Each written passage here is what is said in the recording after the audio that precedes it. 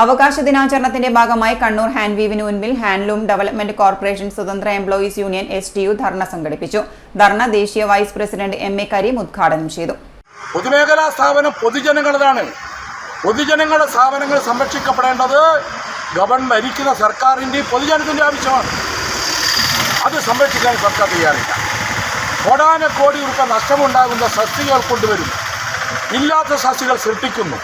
ആ സബ്സിഡികൾക്ക് വേണ്ടി പണം വിനിയോഗിക്കുന്നു. നിങ്ങൾ ആലോചിക്കും. ഞാൻ വീണ്ടും പറയുന്നു, നമ്മുടെ രാജ്യത്തെ കൈസസുള്ളൊരു സ്ഥാപനമാണ് ഹാൻഡ്വീവ് എന്ന് പറയുന്നത്.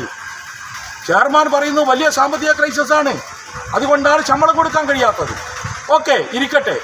ഈ ക്രൈസിസുള്ള സ്ഥാപനത്തിൽ ഇപ്പോഴും തന്നെ 4 മാസം ശമ്പളം കൊടുക്കാൻ ബാക്കി നിൽക്കുമ്പോൾ എന്തിനാണ് പുതിയ സബ്സിഡി ഉണ്ടാക്കുന്നത്?